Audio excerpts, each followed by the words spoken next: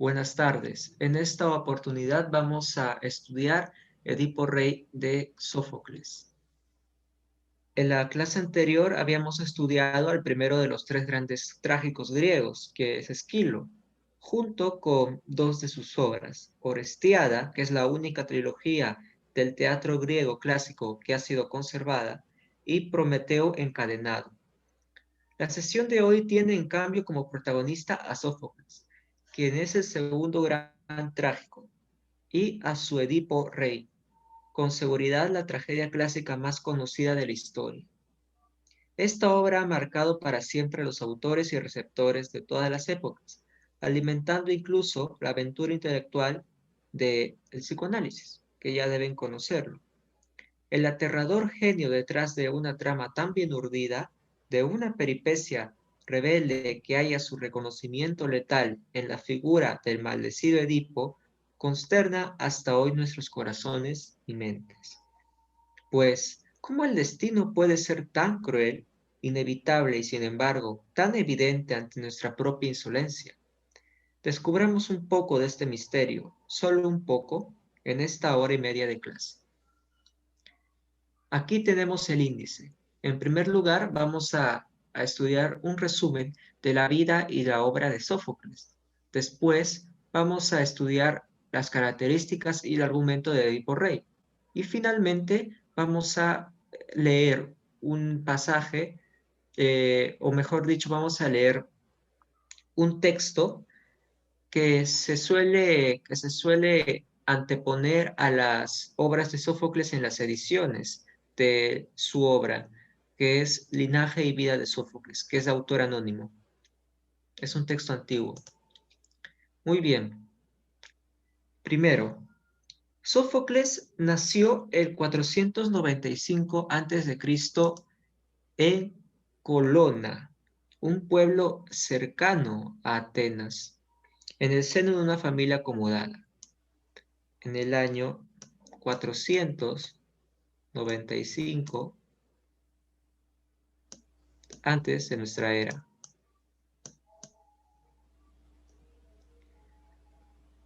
Nació en Colona, como hemos dicho, y su familia era acomodada.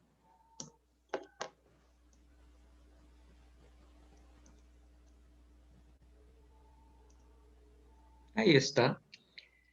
Recibió una educación esmerada, concentrada en artes como la lírica y la música.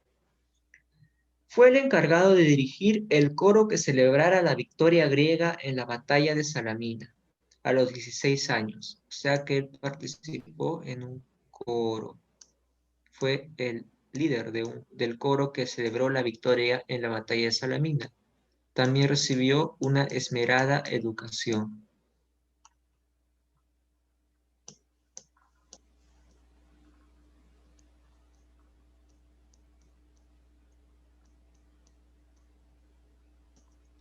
Lo escribo. Muy bien. 5:48, weón. Ya van a ser las 6, mis viejos van a venir. Perdón. De las 2. A ver, por favor, desactiven su audio. Ya, perfecto. Ahora, como iba diciendo,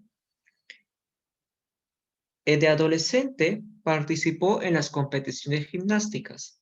Las competencias gimnásticas eran pruebas atléticas en honor a un dios de la antigua Grecia. Estas competiciones tenían un carácter bastante competitivo entre polis, porque el ganador de una determinada ciudad le daba bastante prestigio a la ciudad de donde venía. Es así como, pues, Sófocles fue un gran competidor, un gran atleta en su adolescencia y salió victorioso en varias oportunidades. Luego se involucró en las competencias dionisíacas como dramaturgo. Ya pasó a ser un tragediógrafo en el Agón trágico, en el Agón dionisíaco. venció con 28 años al hasta ese momento invicto Esquilo. ¿Recuerdan Esquilo?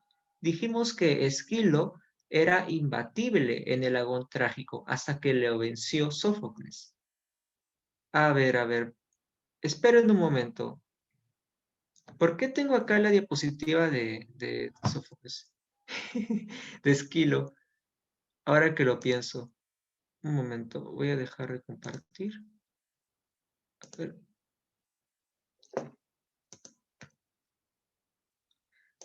Pues escribí mal el nombre. A ver, déjame cambiarlo.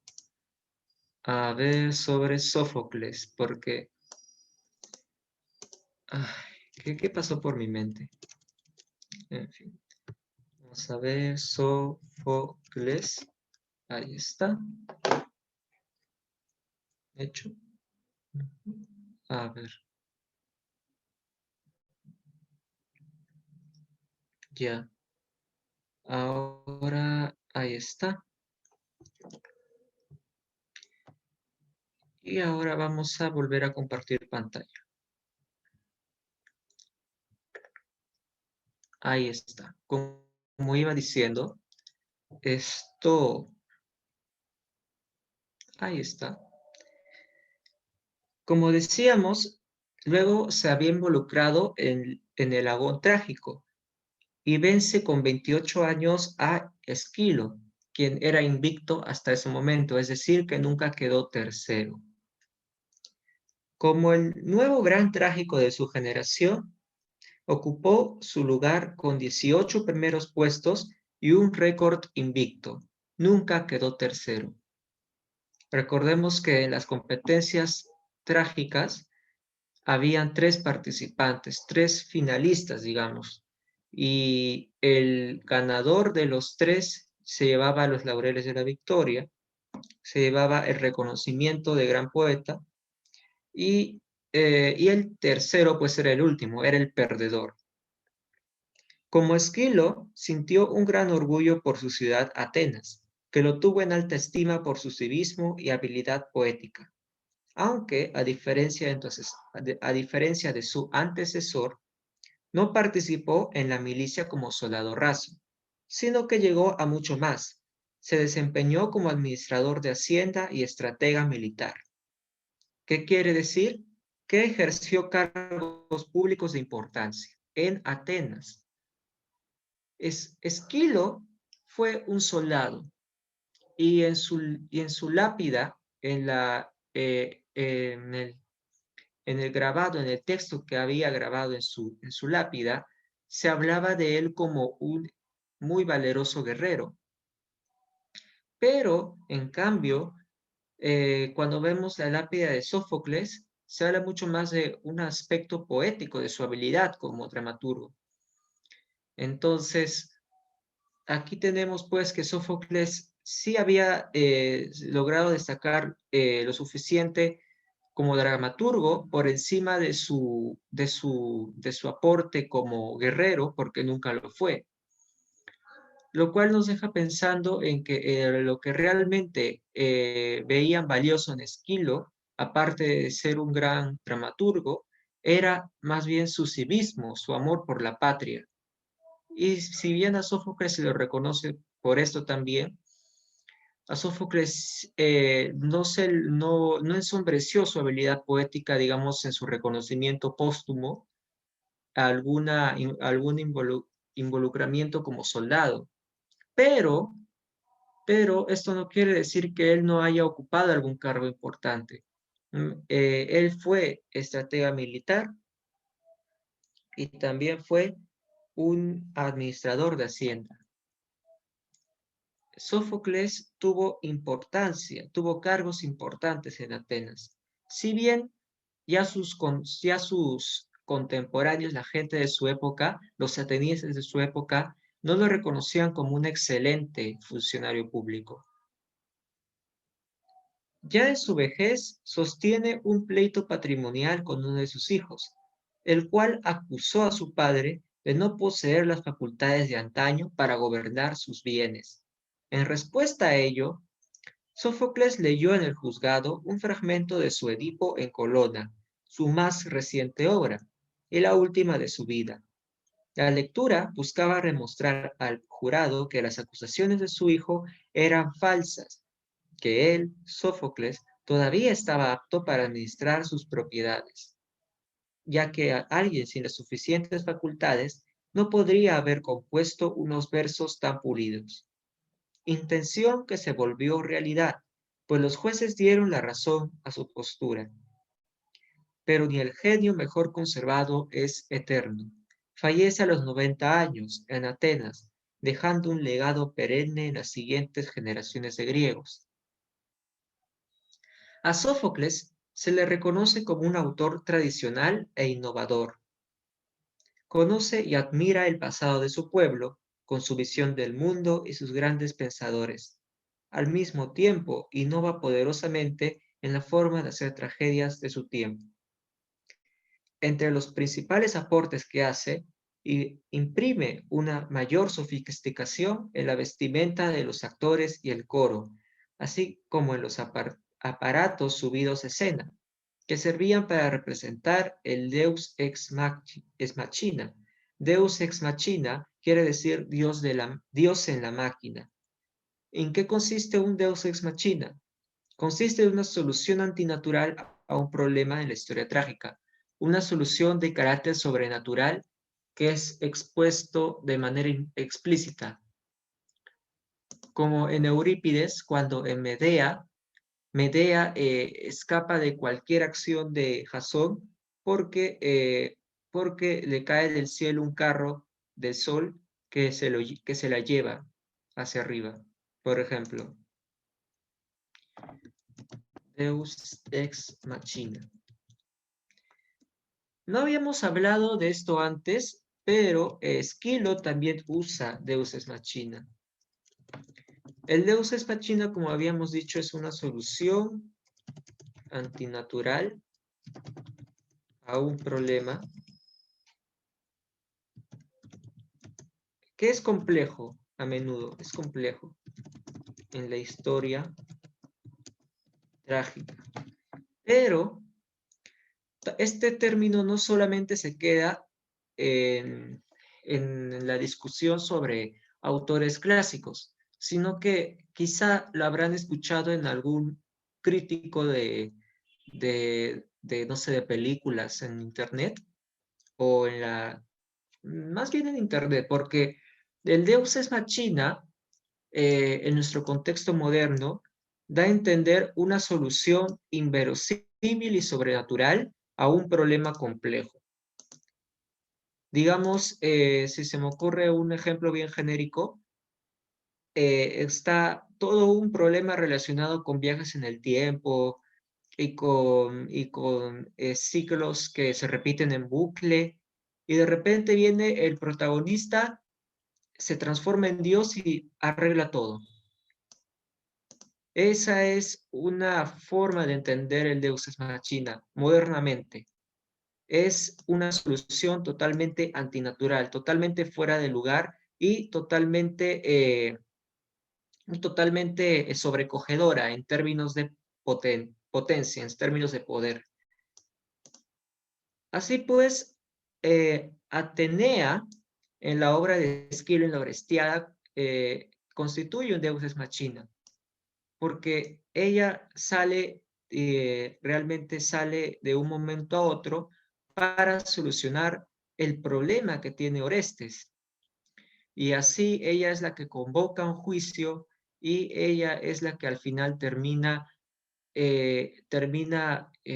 pues calmando a las furias para que se conviertan en Euménides.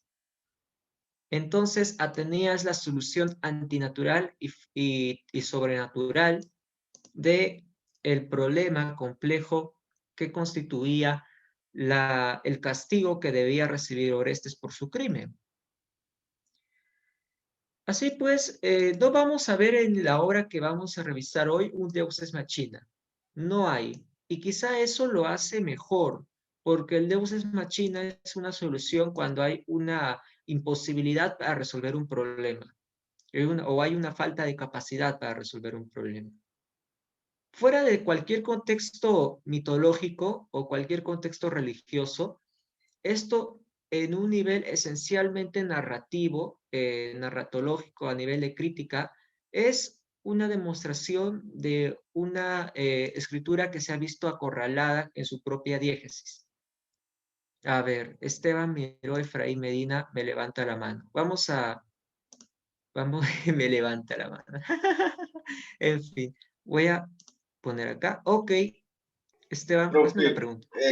¿el Deux Machina se utiliza en Ñacatita o no? A ver, un Deus es machina es sobrenatural, porque, a ver, en primer lugar, quisiera saber por qué haces la pregunta. ¿Has visto en Ñacatita algo que sea O sea, reminiscente a un como Deus? que su final es algo incoherente, así. Añaden a un personaje para que lo den el final, pe. Ah, sí, ya sé a lo que te refieres. Pues no, no es un Deus Ex Machina, porque el Deus Ex Machina es sobrenatural. Es una de sus principales características.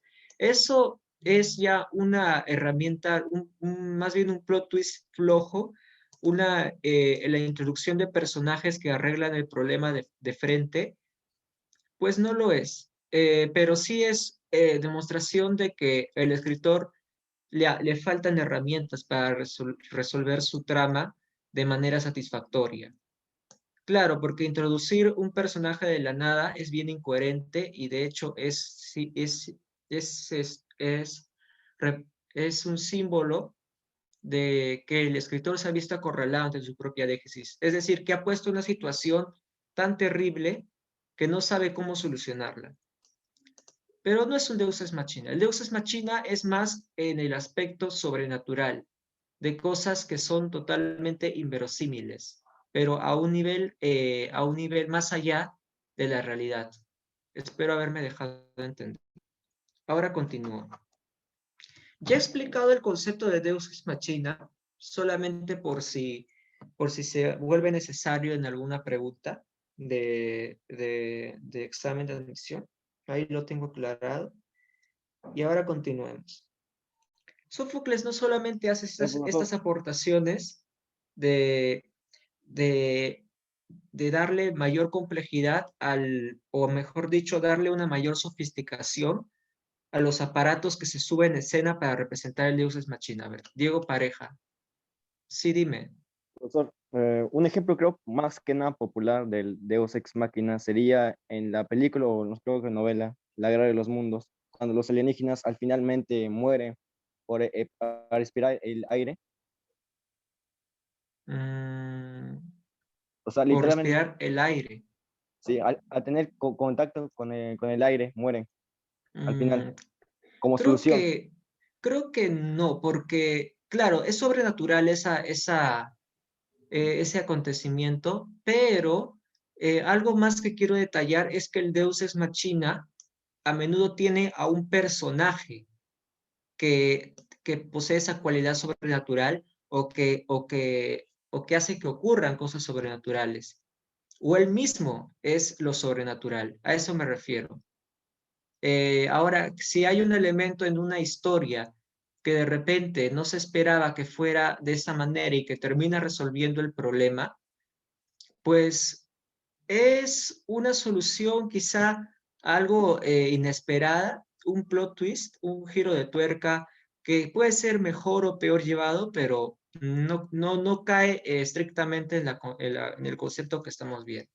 Piensa más bien que cuando hablamos de Deus Ex Machina en el sentido clásico, hablamos de dioses que están bajando en una grúa, una especie de aparato, un gran aparato enorme en la escena, que están bajando y bajando a la escena o que están subiendo para simbolizar a los dioses, actores que hacen ese papel. Piensa en eso, porque así pues estos aparatos que Sófocles sofisticó aún más, servían precisamente para poner a dioses en máquinas, a actores que representaban a dioses, y las máquinas servían para darles ese movimiento como si estuvieran volando, estuvieran ascendiendo, descendiendo. A ver, sigamos pues. Pero no es solamente esto lo que hace Sófocles. Sófocles también aumenta los miembros del coro de 12 a 15. También aumenta a 3 la cantidad de actores. Y así pues, le da una mayor relevancia al diálogo en su tragedia. También con esto hace que la complejidad de la participación actoral crezca más.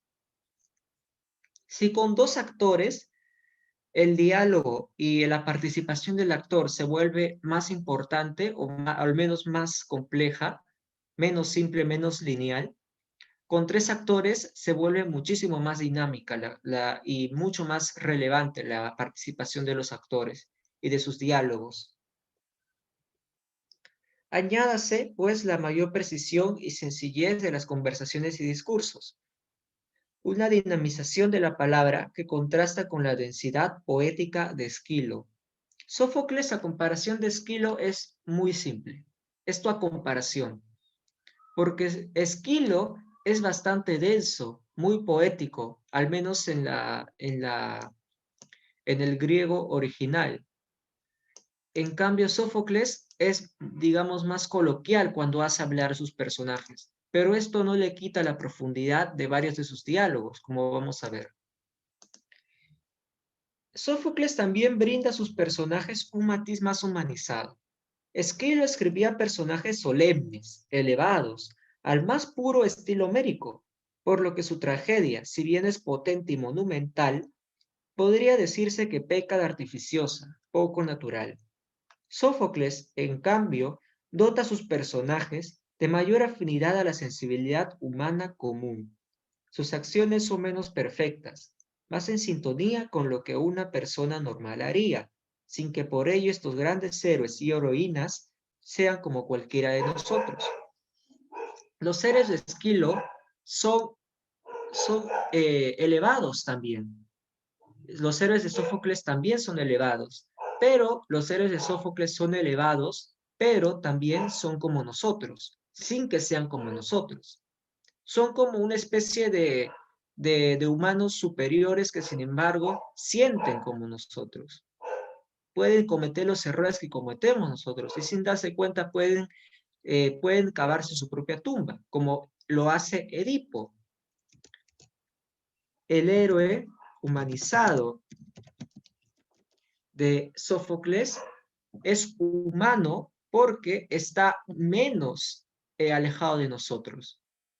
Los héroes de Esquilo, los héroes hasta de Homero, son héroes que tienen unos valores bastante elevados, que son más bien modelos antes que ideales verosímiles, reales, o al menos compatibles con nuestro pensamiento actual, porque los griegos, desde su formación, veían a Aquiles, a Odiseo, como modelos, pero ellos estaban conscientes de que esos modelos eran quizá inalcanzables porque era básicamente algo a lo que se aspiraba a ser, no algo que se pudiera hacer realmente. De tal manera de que los héroes de Sófocles, si bien de alguna manera también son elevados, pisan un poco más la tierra que nosotros, que los héroes de Homero, por ejemplo. Son héroes que cometen errores más comprensibles para nosotros, que nosotros podemos sentir que nosotros también haríamos lo mismo en nuestra generalidad como seres humanos. De ahí que se le dice al héroe de Sófocles un héroe más humanizado. Muy bien. Sófocles, pues, también va a hacer que haya una característica que se siga de la que acabamos de mencionar. Sus personajes presentan una mayor profundidad psicológica en su personalidad y motivaciones. ¿Qué pasa cuando haces que personajes elevados pisen la tierra?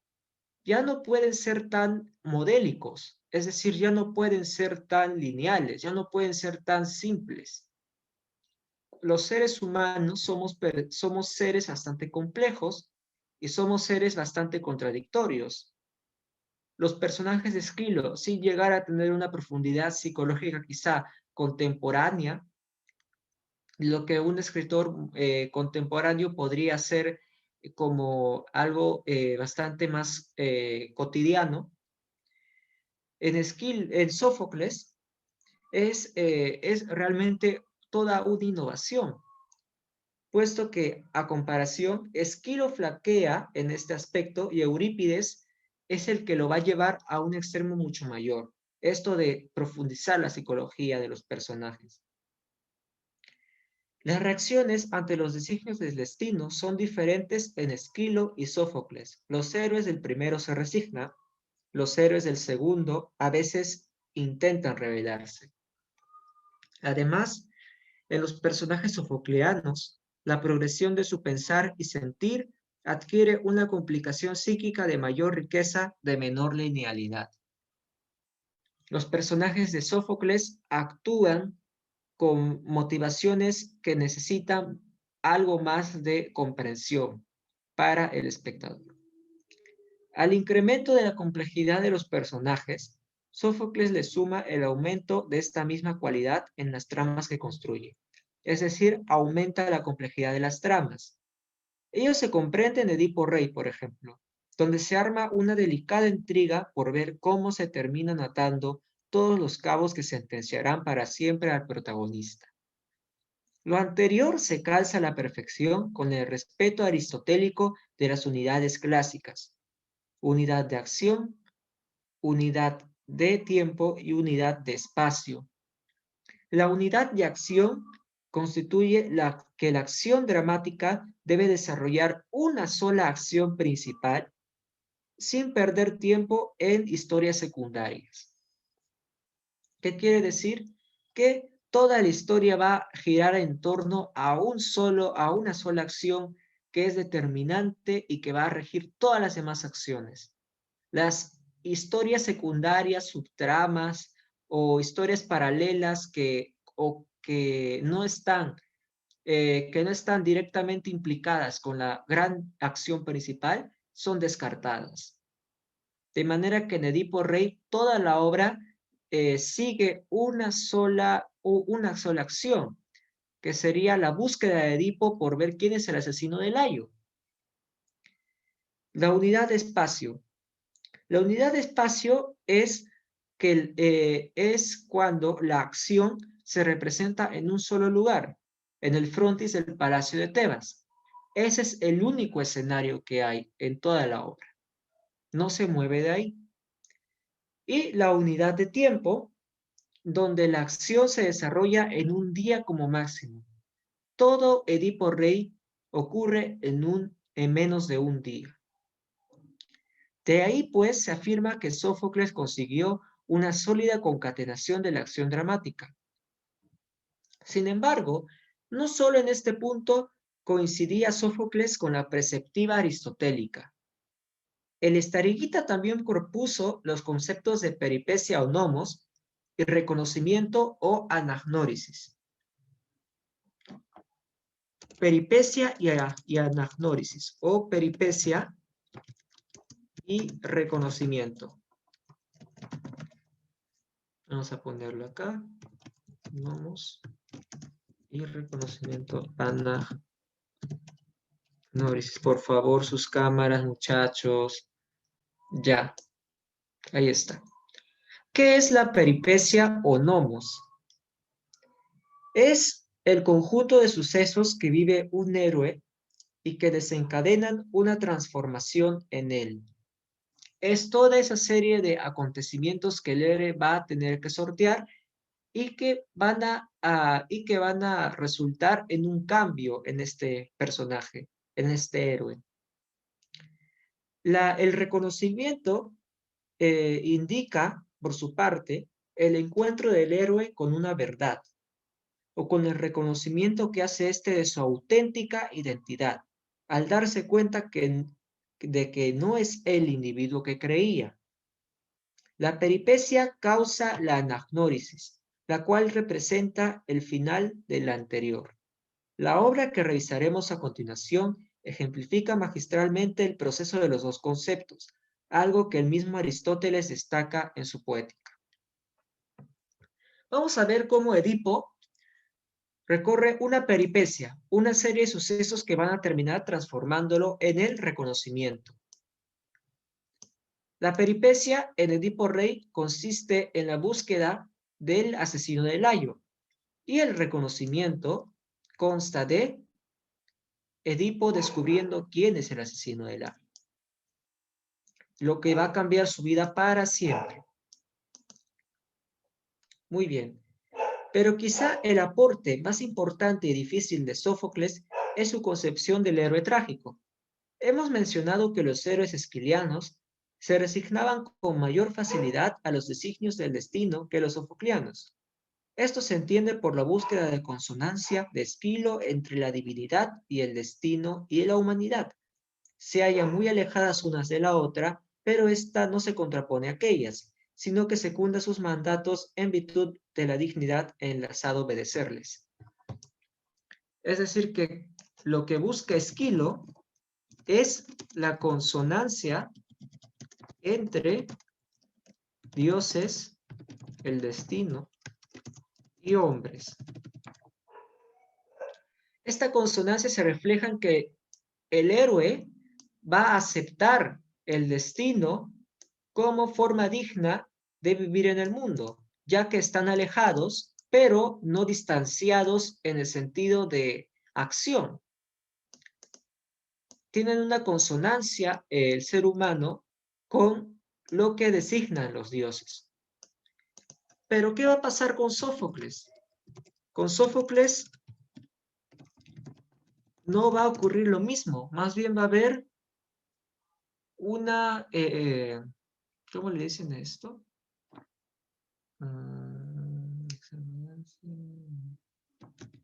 Ahí está.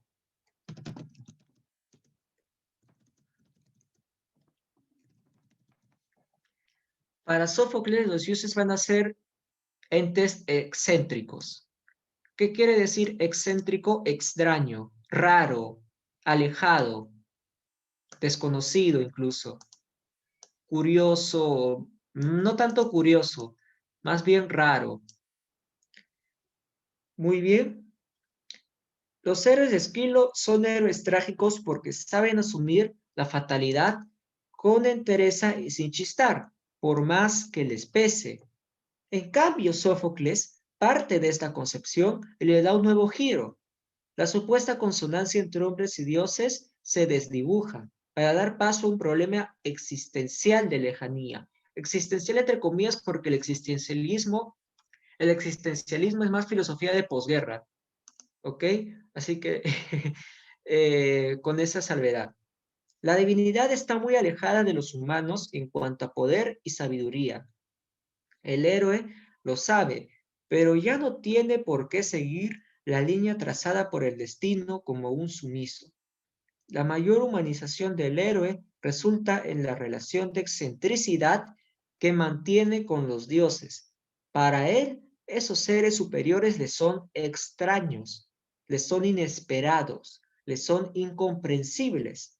Ya no va el héroe en sintonía con los designios divinos, sino que sigue la ruta predestinada a pesar de ella misma, a pesar de la misma ruta.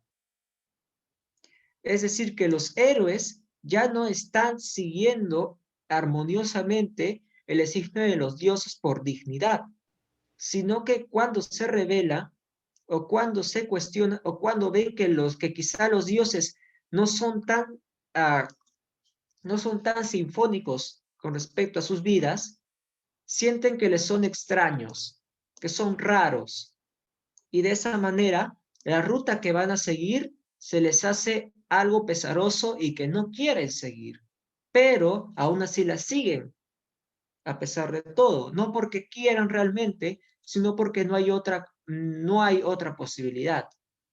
Y se dan cuenta demasiado tarde. Eso lo vamos a ver en Edipo Rey. Por ejemplo, Edipo se niega a cumplir el oráculo que la atormenta. Intenta de todo para evitar realizarlo, y no obstante, el destino termina venciendo su humana resistencia. Si el hado es tan poderoso, tan omnipresente, pero sobre todo tan insensible, ¿Podemos seguir diciendo que vamos en sintonía con un destino que repudiamos? Si los dioses están tan lejos de los hombres, si se ven tan poco involucrados en su dolor por el hado cruel, hado es destino, entonces estos hombres se sienten solos frente al mundo. De ahí el sufrimiento trágico. El héroe sofocleano padece una soledad existencial, se halla invenciblemente alejado de los dioses y es impotente y significante ante un destino que lo trata como un extraño. Si los dioses solamente imponen sus mandatos divinos y el destino hace que los oráculos se cumplan, simplemente así, a pesar de todo lo que el ser humano pueda decir o hacer, incluso a pesar de la adoración que se le pueda tener a uno u otro Dios, entonces el ser humano realmente está en sintonía con los dioses. Podemos decir que estamos en sintonía con alguien que parece que no le importamos o que le somos raros. Podemos sentir sintonía con desconocidos. Así pues, si le somos extraños, si le somos desconocidos a los dioses, nos sentimos solos, porque los dioses van a su bola y nosotros estamos desamparados. Aunque todo sufrimiento trágico no es tal sin su dignidad respectiva. Sófocles les otorga a sus héroes la digna impronta de conocerse a sí mismos. Recuerdan el concepto de anagnórisis. El héroe realiza una peripecia que acabará transformándolo cuando descubra la verdad sobre sí mismo, cuando se reconozca. La anagnórisis es, pues, ese reconocimiento, ese momento en que el hombre noble descubre la horrible verdad. Sin embargo, esa verdad lo libera de las sombras del engaño, por más que lo haga sufrir. El dolor existencial es sentir a los dioses como extraños, causado por el descubrimiento de una verdad aberrante, provoca el encuentro del héroe con su auténtico yo. Él actuará en consecuencia con su revelación, sintiéndose un ser de solitaria desgracia, un incomprendido, pese a las críticas del coro de los otros personajes. Por consiguiente, la dignidad del héroe de Sófocles reside en haberse descubierto a sí mismo y en haber aceptado su verdad en un dolor infinito, porque el héroe sofocleo preferirá la realidad a las cómodas pero infames, indignas mentiras. El héroe de Sófocles tiene su dignidad cuando alcanza la verdad. Edipo es digno cuando alcanza la verdad de que él fue el asesino de Layo todo este tiempo. ¿Y por qué es digno? Porque es digno saberse a uno mismo, es digno saber la verdad de uno mismo, es digno encontrar el auténtico yo. Esta concepción es medio extraña para nosotros ahora, porque podemos decir, pero ¿cómo es posible que sea digno encontrar que nosotros hemos matado a nuestro padre y hemos tenido hijos con nuestra madre? ¿Cómo es eso digno? Bueno, lo digno es poder haber alcanzado en esta mentalidad, haber alcanzado el conocimiento auténtico de quién éramos y haber desterrado todas las sombras de mentiras que se cernían sobre nosotros. Es decir, que la verdad horrible nos libera de las mentiras cómodas, de las mentiras dulces, de las mentiras que hacían que nuestra vida fuera tan placentera. Y es esa verdad aceptada, es esa verdad consumada, es esa verdad de la que ya no se puede escapar, porque pensemos ahora en este punto. ¿Qué podía hacer Edipo luego de descubrir la verdad? ¿Podía negarse? ¿Podía decir, no importa? ¿Qué importa si yo fui el que maté a mi padre y tuve hijos con mi madre? Pues voy a seguir teniendo hijos con mi madre. ¿Ah? Eso habría sido totalmente indigno, ¿verdad? Una actitud totalmente disonante a cualquier categoría heroica. Pero, ¿qué hace entonces Sófocles con Edipo? Hace que lo acepte como un héroe, hace que acepte la verdad, hace que acepte la horrible verdad, porque en parte no le queda de otra y porque en parte el hecho de que quiera exprimir la última gota de, de mentira que pueda tener, lo va a hacer caer en la total, execración, en el total repudio, no solamente del coro y de los otros personajes, sino también del público. El saber aceptar el crudo destino hace que alguien se vuelva digno. El saber aceptar un crimen en el que eres inocente es algo que te hace digno. El no evitarlo, el no evadirlo, el no rechazarlo, el tener que asumirlo con todo su peso, es lo que hace digno al héroe sofocleano cuando descubre su auténtico yo. Es ese descubrir y es sobre todo ese saber aceptar quién es. Porque el aceptar quién es, al final, es la única salida que le dará dignidad para esta mentalidad, ¿no? Bien. A Sófocles se le atribuyen 123 obras, de las cuales solo conservamos 7, correspondientes a su época de madurez y vejez. Áyax, las Traquinias, Edipo Rey, Antígona, Electra, Filoctetes y Edipo en Colonna. ¿Cuáles son sus obras entonces? Áyax, las Traquinias, Edipo Rey, Electra, Antígona, Filoctetes, Edipo en Colonna. Edipo en Colonna. Esta es una obra muy interesante, de hecho, porque representa a un Edipo que ha aceptado su auténtico yo, pero que sigue siendo un héroe digno. Este Edipo ya es anciano, pero este Edipo es aún todavía querido por dos de sus hijos, querido también incluso por Teseo, quien lo acabará aceptando quien lo acabará aceptando en su reino. Y Edipo, a pesar de todo, no es mal visto, a pesar de todo lo que ha hecho, o lo que ha hecho sin pensar que lo había hecho, es más bien venerado en ocasiones en esta obra, lo cual refleja esa heroicidad de la que hablábamos, esa heroicidad de conocerse a sí mismo, esa heroicidad sobre todo de saber aceptar la realidad. En fin, este Edipo en Colonna al final muere, porque ya está bien viejo y está yendo al lugar donde va a morir. Pero de todas maneras es una obra que no solamente por las implicaciones que tiene en relación con Edipo Rey, sino también por sus propias implicaciones, dado a cómo al final tiene esta discusión tremenda con uno de sus hijos, que estaba peleándose con su hermano por por el control y por el dominio de Tebas. Al final acaba siendo pues una muerte digna para un personaje que quizás puede ser vilipendiado por algún que otro despistado. Sigamos entonces. A ver. Ahora vamos a hablar de Edipo Rey. Es la tragedia más conocida de Sófocles y del teatro clásico griego. No se sabe bien cuándo fue compuesta ni cuándo fue su primera representación.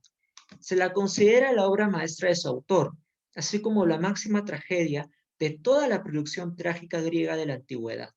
Su historia bebe del ciclo tebano, una trilogía de poemas épicos que narran la leyenda de Edipo y la posterior guerra entre los pueblos de Argos y Tebas. Basadas en este ciclo también están las tragedias Edipo en Colonna y Antígona, del mismo autor, entre las cuales Edipo Rey es cronológicamente la primera. en cuanto, claro, a los eventos del ciclo tebano. Primero es Edipo rey, luego es Edipo en Colona y luego es Antígona. Antígona quiere enterrar a su hermano Polinices, que murió en el combate entre los dos hermanos, que son hijos de Edipo, que estaban peleándose en Edipo en Colona. Y eso después de que Edipo se desterrara de la ciudad en Edipo Rey, al final de Edipo Rey, que claro, no se representa cuando a Edipo lo destierran. Esa parte en la que Edipo es desterrado no se representa en la obra. Pero así sigue la historia. Primero Edipo Rey, luego Edipo en Colona y luego Antígona. La obra presenta el frontis del Palacio Real de Tebas como único escenario. La trama gira en torno a la búsqueda del asesino de Layo por parte de Edipo, rey de Tebas, quien intenta con ello aplacar la ira de la peste divina. A ver, vamos a anotar, vamos a borrar, ahí está, y vamos a escribir el gran tema. La búsqueda del asesino de Layo. Muy bien. En esta indagación se enarbola una incógnita que, pese a sernos revelada pronto en la historia, se pone en duda constantemente, ocasionando una intriga compleja. La duda es aclarada al inicio.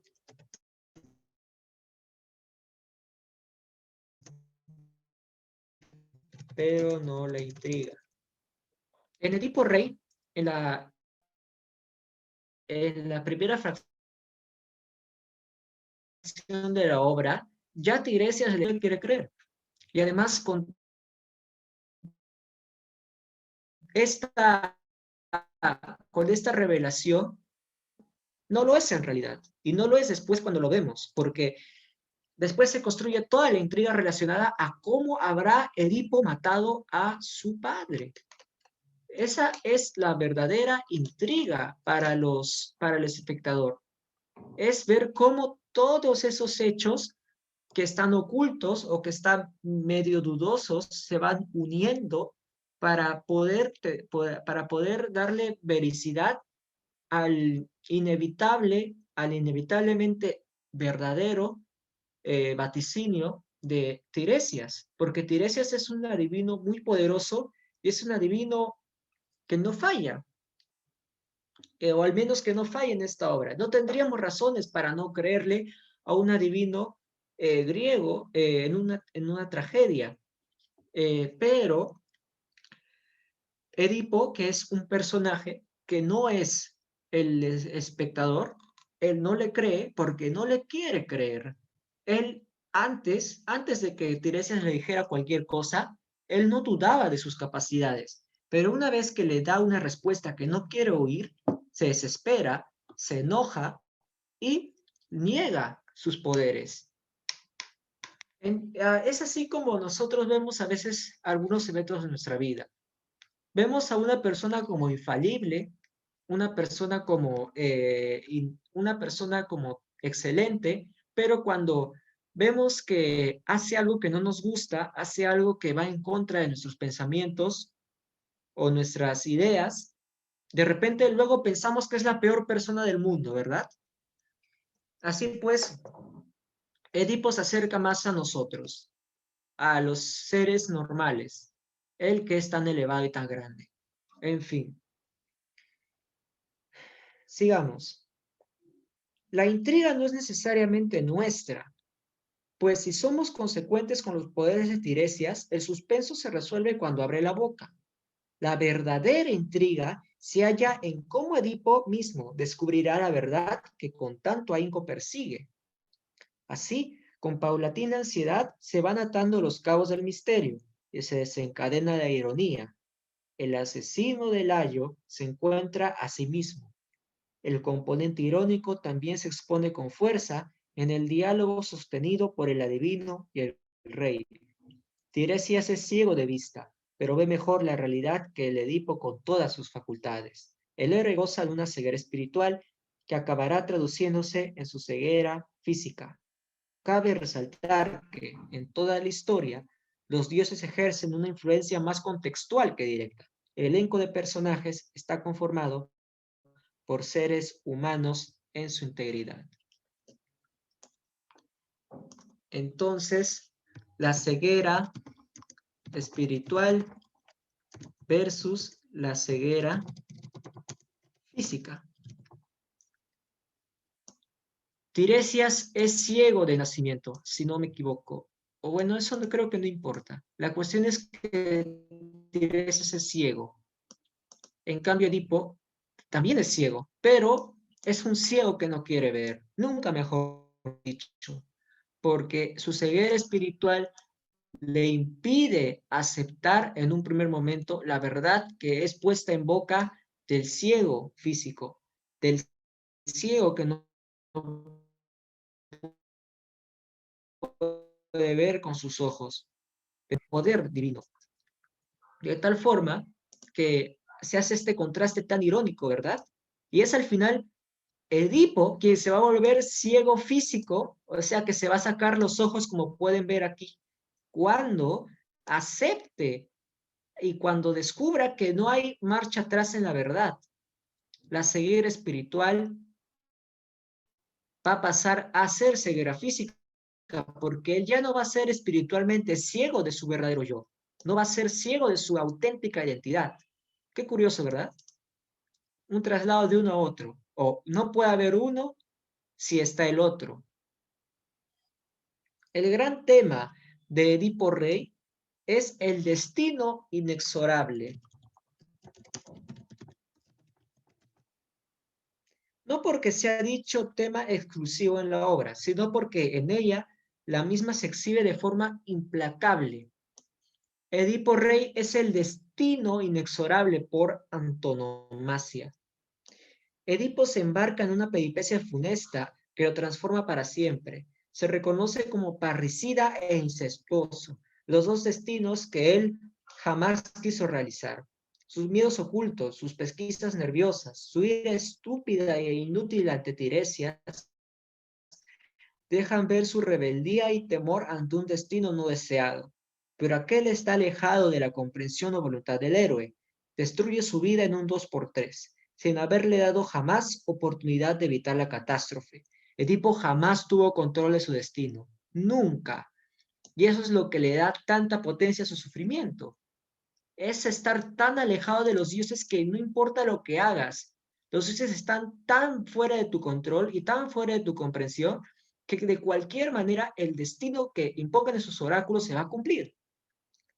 Y esa soledad ante esos dioses, un Dios que no está contigo, te hace sufrir mucho. Imagínense los católicos, si el Dios católico no está con ustedes, que todo este tiempo está alejado de ustedes. Se sentiría horrible saber que Dios no le importa un bledo lo que le pase a la humanidad, ¿verdad? Como muchos ateos dicen, que a Dios no le importa un bledo si es que existe. Si es que existiera, no le importa, no le importamos un bledo porque no hace nada. Bueno, son visiones, ¿no? No voy a discutir religión acá más. Solo puede dignarse aceptar su crimen, un crimen en el que él es inocente porque él no sabía nada. En eso, el coro proclama la fugaz felicidad del ser humano y la desdicha letal de existir. Edipo, el criminal inocente, solo se puede aferrar a la dignidad que le trae saber quién es en realidad. El consuelo de saberse auténtico en medio del inefable horror. Seguidamente, para tranquilizarnos un ratito, a ver, vamos a leer el argumento que nos ofrece el libro de Lumbreras. Ya que hasta este punto este punto ya es un poquito difícil seguir escribiendo. Muy bien. Vamos a leer entonces. Y cuando digo vamos, quiero decir van a leer ustedes. Para esto quiero que me ayude algún alumno anónimo. A ver, Alison, por favor.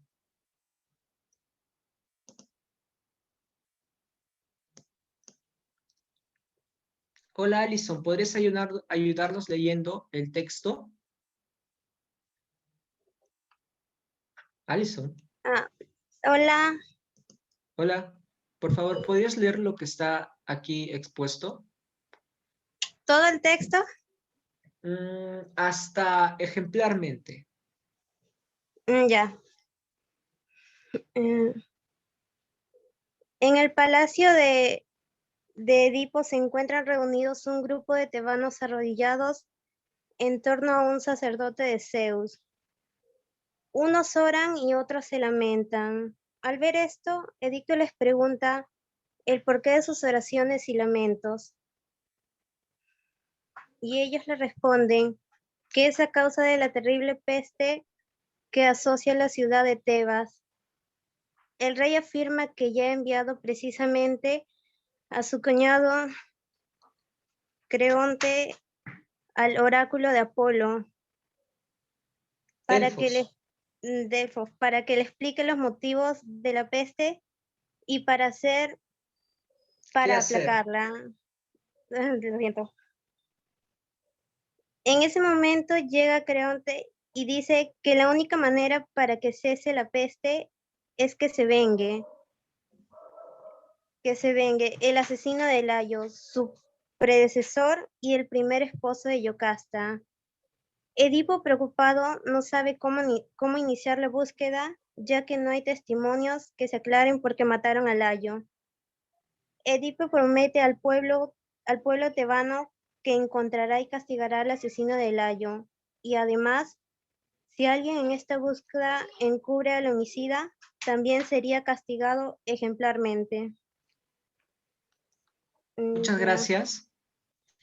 El coro en esta obra es un grupo de tebanos que es precisamente el que está arrodillado en torno al sacerdote de Zeus. Están pidiendo que se aplaque la peste.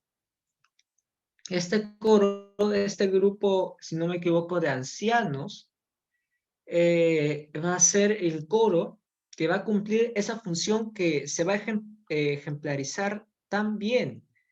Es esa de hacer comentarios críticos sobre la actitud de Edipo o de los demás personajes, asimismo como reflexionar sobre lo que está sucediendo y también aportar su cuota emocional, consolando a Edipo cuando descubre la verdad o aterrorizándose con él. Muy bien. Ahora el siguiente que lee desde el coro aconseja a Edipo. A ver, ¿quién podría ser?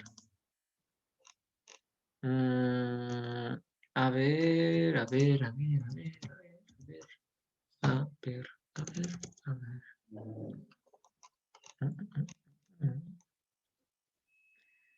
Cristian Becerra, Buenas, profe. ¿Leo por desde favor, el ¿podrías coro? leer desde el coro aconseja? Sí, profe. Sí, Ok. lee hasta bastón, gracias. El coro aconseja a Edipo que consulte a Tiresias. El rey manda llamar al adivino y le exige que revele todo lo que puede decir sobre esto. Tiresias inicialmente se niega porque se incomoda con lo que va a revelar. Edipo se impacienta. Lo insulta acusándolo de traer al mundo solo malas noticias. Al llegar la discusión a este nivel, el adivino le dice que el asesino que tanto busca es él, y que todo lo que había pronosticado el oráculo de Delfos sobre su existencia se había cumplido. Pero Edipo no le cree, y lo vuelve a insultar porque piensa que está en conspiración con Creonte para quedarse con el reino de Tebas. Así que le dice que si fuera realmente un gran adivino, hubiera descifrado el enigma de la Esfinge que él sí pudo hacer. Además piensa que es imposible que se haya cumplido el oráculo que cita el adivino, porque sus padres eran Pólibo y Mérope, ambos de Corinto. Sin embargo, Tiresias, antes de irse, insiste en su acusación. Dice que el culpable está allí, que pasa por un extranjero domiciliado en Tebas, pero que en realidad es tebano de nacimiento, y también que es padre y hermano de sus hijos, hijo y esposo de la madre que le dio el ser, y el asesino de un padre a cuya esposa fecundó, y que, finalmente, terminará sus días pobre y ciego a causa de sus propias manos, y que en esas condiciones deambulará hasta tierras extrañas ayudado solamente por un bastón. Muchas gracias. Ahora Vamos a pasar a la siguiente diapositiva. Ahora quiero que lea, a ver, ¿quién podría leer? Edith del Rosario.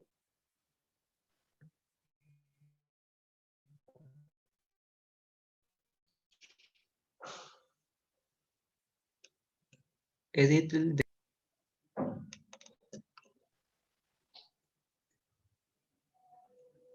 Ok, parece que no puede o no quiere, normal. Entonces, Jeremy Alonso.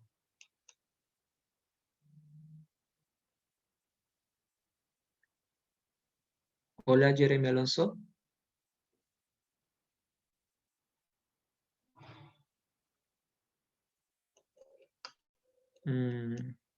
Bueno, entonces, Lady Romero.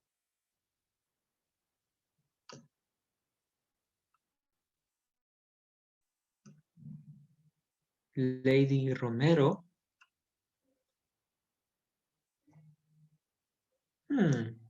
Empieza a notar un patrón. Bien. A ver, ya, me levanta la mano. Ok, ok. Me levanta la mano. Ya, Carla, allá está Helguera. Buenas noches. Lee desde Yocasta hasta Camino. Y ya. Yocasta ingresa cuando ya Tiresias se ha marchado y Edipo le pone al tanto de todo, de sus sospechas de Creonte y la imposibilidad de que él sea el asesino de Layo. Yocasta recuerda que su ex esposo había sido asesinado en un camino que se dividía en tres, en un lugar llamado Fócida. Edipo tiene un mal presentimiento, se angustia, averigua más a detalle, pregunta la cantidad de asesinos, los testigos, entre otros. Yocasta le responde que un criado antiguo de Layo, ahora pastor, que vive alejado de la ciudad, fue testigo de todo. Edipo manda a traerlo. Mientras tanto, Edipo recuerda que durante una fiesta un borracho le dijo que no era un hijo verdadero de sus padres. Indignado, Edipo increpó a sus padres, ellos. Sin embargo, estos no dijeron nada. Desconfiado, consultó al oráculo de Delfos, quien le dijo que mataría a sus padres y engendraría en su propia madre. Horrorizado, tuvo que irse de Corinto para que esta nefasta profecía no se cumpliera. Y precisamente en el cruce de tres caminos tuvo un altercado con un hombre, a quien mató y siguió su camino. Muchas gracias. Ahora vamos a ver quién más está levantando la mano. Veamos. Muchas gracias, Carla. A ver, Tatiana.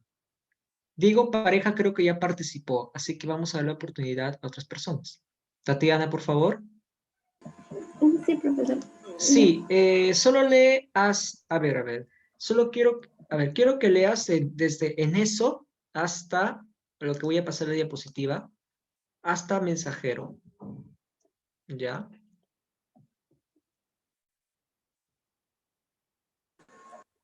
Ya, teacher. En eso llega un mensajero que le anuncia a Edipo que su padre ha muerto, pero él teme ir porque piensa que se puede cumplir parte del vaticinio y llega a involucrarse de alguna forma con su madre Merope. Sin embargo, el mensajero le revela que fue adoptado por los reyes de Corinto, ya no podían tener hijos. ¿Continúo? ¿Teacher? Ya. Entonces llega el único testigo de la muerte de Layo, un viejo pastor.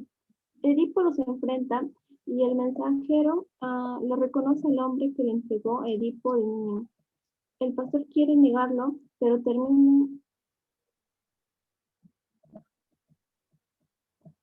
Sí, hasta el mensajero. termina aceptando que fue Yocasta la que le dio un bebé para matarlo y que, efectivamente, luego terminaría regalándolo al mensajero. Muchas gracias. Ahora, ya bueno, entonces, a ver, Fátima Quispe. Fátima Quispe.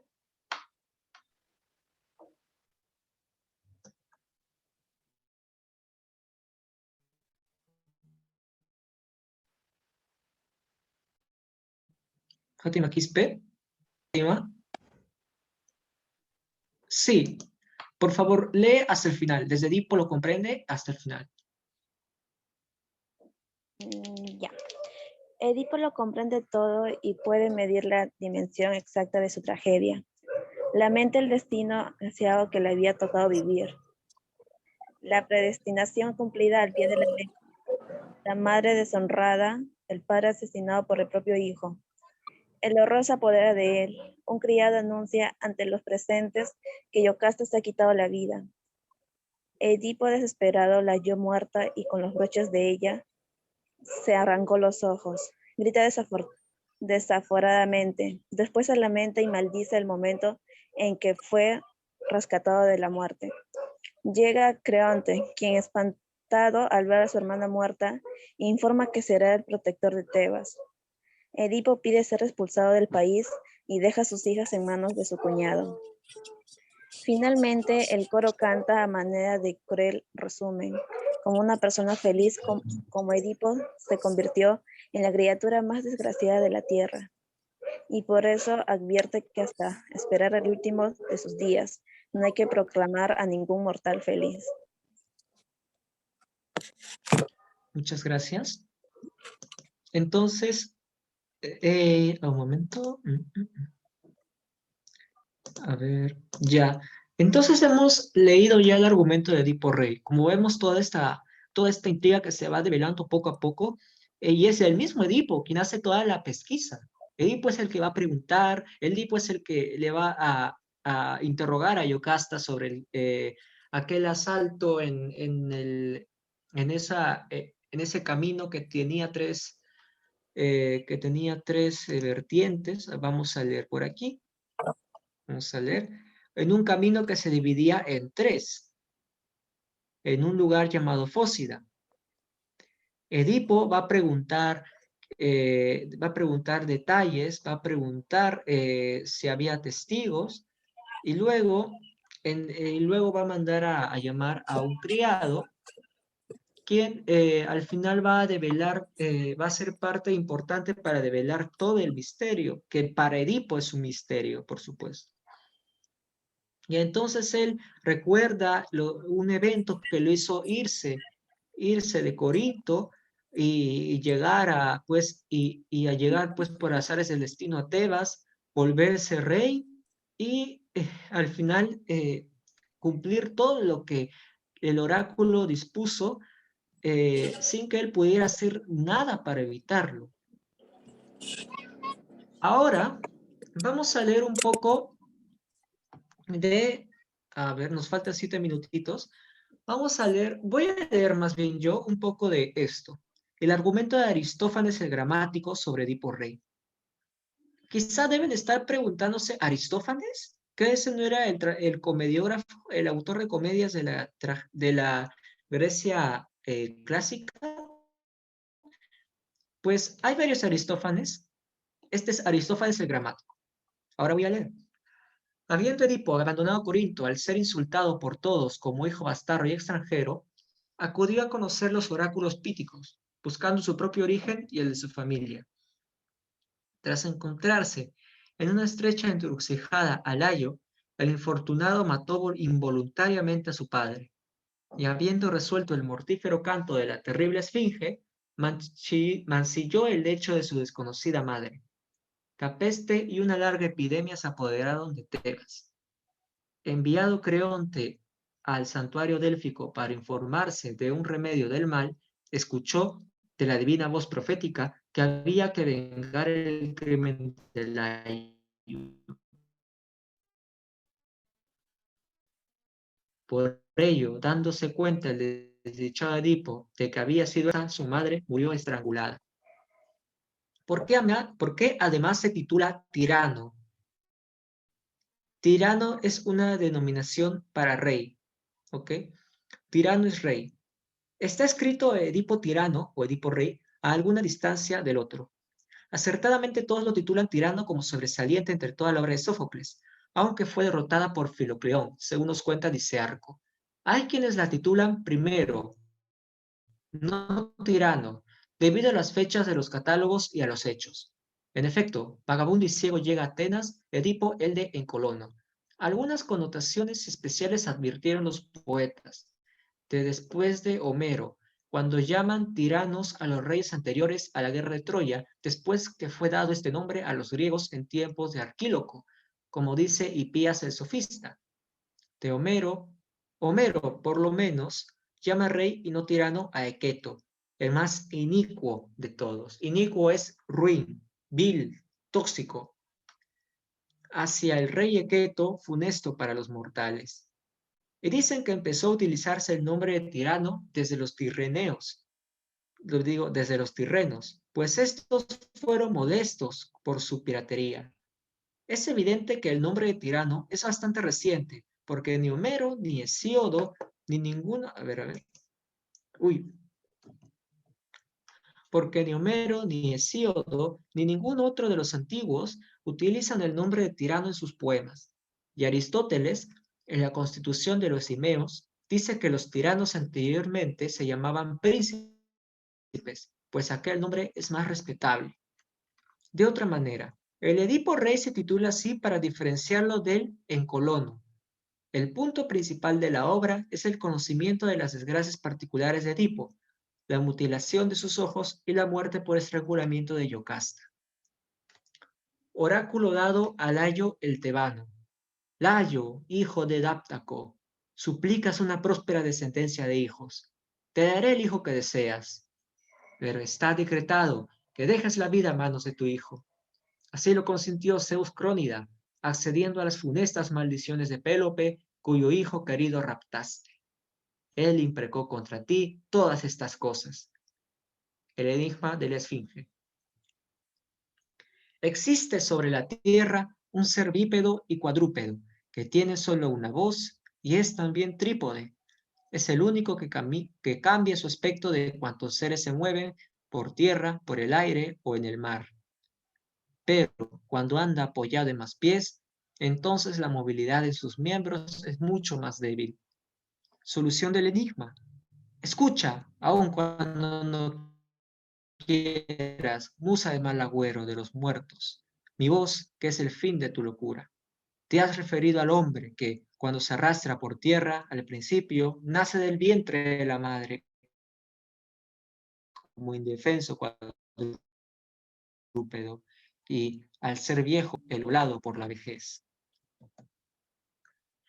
Y aquí tenemos, pues, un fragmento de Edipo Rey, que es la discusión que tiene Edipo con Tiresias, es su confrontación. Y le he puesto aquí por la simbología de la ceguera, de la que ya habíamos hablado. Pueden leerla en la tranquilidad de su casita. Bueno, está en su casa ahora, así que... No sé por qué sigo diciendo lo mismo. Ya vamos como 6 clases, ya, en fin. Aquí también tienen el linaje y la vida de Sófocles.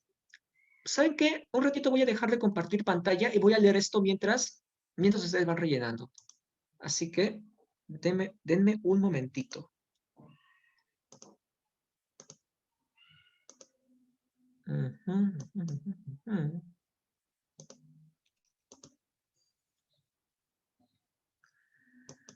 Chat. Ahí está. Ya está el link disponible, muchachos. Vayan rellenándolo mientras escuchan cómo les leo esto. Linaje y vida de Sófocles. Recogemos la antigua biografía anónima del trágico que acompaña tradicionalmente la edición de sus obras. Sófocles era de linaje ateniense, hijo de Sofilo, el cual no tenía el oficio de carpintero o herrero, como dice Aristóxeno, ni de fabricante de sables, como dice Istro, sino que precisamente era él dueño de esclavos herreros o carpinteros, pues no sería natural que, de haber nacido de alguien de tal clase, hubiera sido considerado digno del cargo de estratego, juntamente con Pericles y Tucídides, los más importantes de la ciudad. Tampoco se hubiera librado del ataque de los cómicos, que no perdonaron ni a Temístocles. Tampoco hay que creer a Istro cuando dice que no era ateniense sino de Fliunte. Si por sus orígenes era fliacio, En ningún otro autor, excepto en Istro, es posible documentarlo. Así pues, Sófocles fue del linaje ateniense, del demo de Colono, famoso por su vida y por su obra. Recibió esmerada educación y fue criado en el bienestar. Y no solo fue destacado en política, sino también en embajadas. Dicen que nació en el segundo año de la Olimpiada 71, bajo el arcontado de Filipo en Atenas. Era 7 años más joven que Esquilo y 24 mayor que Eurípides. En su niñez fue adiestrado en la palestra y en la música, y en ambas disciplinas recibió honores, según afirma Istro. Lampro fue su maestro de música, y después de la batalla naval de Salamina, estando los atenienses celebrando la victoria, equipado solo con una lira, dirigió a los que entonaban el peán en los cantos triunfales. Aprendió la tragedia en Esquilo. Llevó a cabo muchas innovaciones.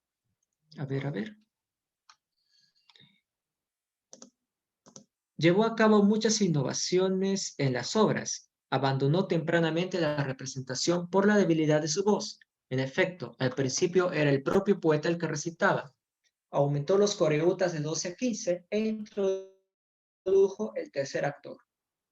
Dicen que también en una ocasión en Tamiris tocó la cítara, por lo cual fue representado con una cítara en el pórtico Persile. Sátiro cuenta que también él ideó la cachava.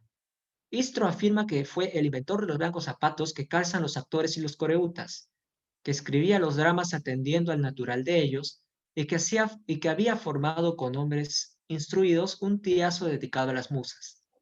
Y para decirlo de una vez, el agrado de su carácter fue tan grande que en todas partes y por todos fue querido. Obtuvo 20 victorias, según Caristio dice, muchas veces el segundo puesto y nunca el tercero. Los atenienses le eligieron estratego a los 69 años, 7 años antes de las guerras de Peloponeso, en la guerra contra los aneos. Era tan amante de Atenas que, aunque muchos reyes le invitaban, él no quiso nunca abandonar la ciudad.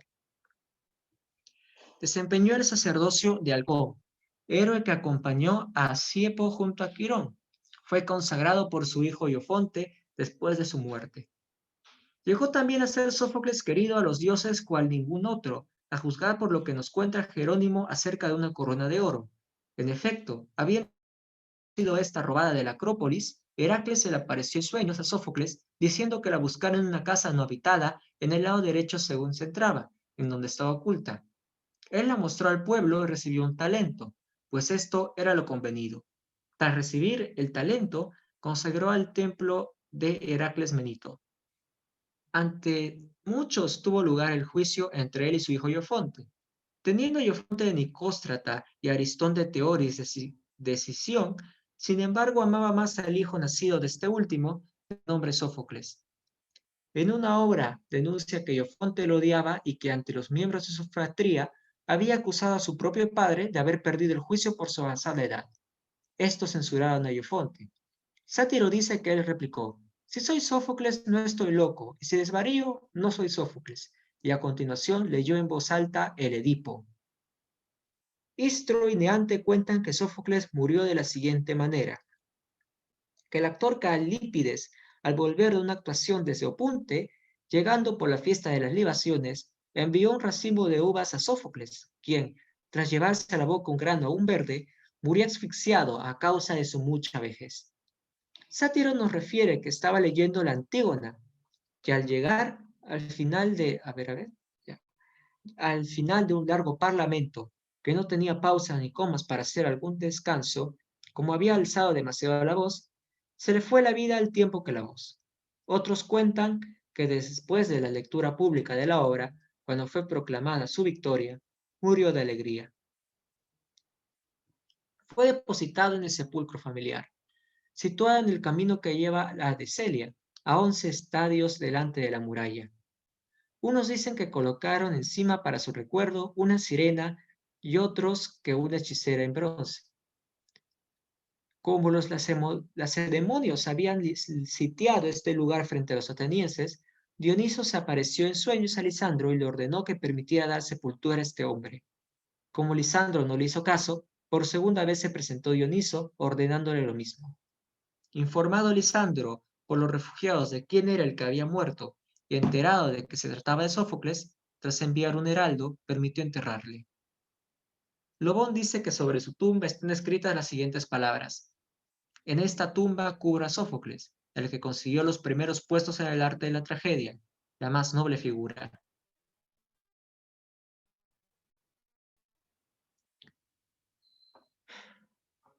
Y ahí está. Las preguntas las tienen para su casa, o mejor dicho, las tienen para que las hagan ustedes mismos.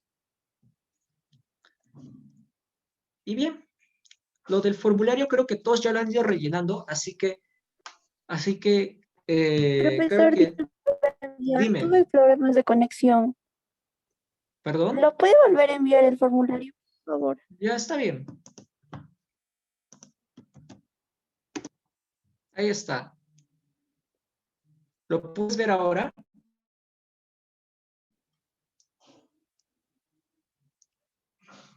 Sí, gracias. De nada. Entonces, rellénalo rapidito.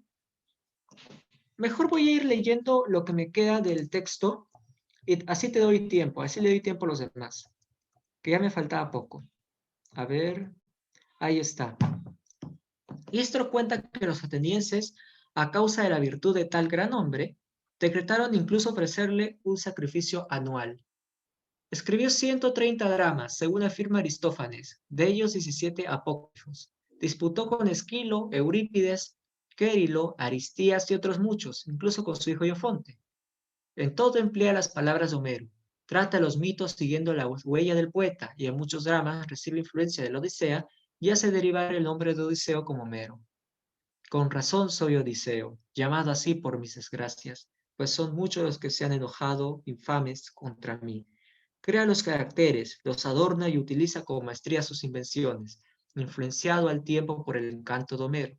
De ahí que se pueda decir que Sófocles es el único discípulo jónico de Homero. Muchos de los otros imitaron a alguno de sus antecesores o de sus contemporáneos, pero solo Sófocles toma lo mejor de cada uno, al igual que la abeja. Él logró reunir oportunidad, dulzura, arrojo y variedad.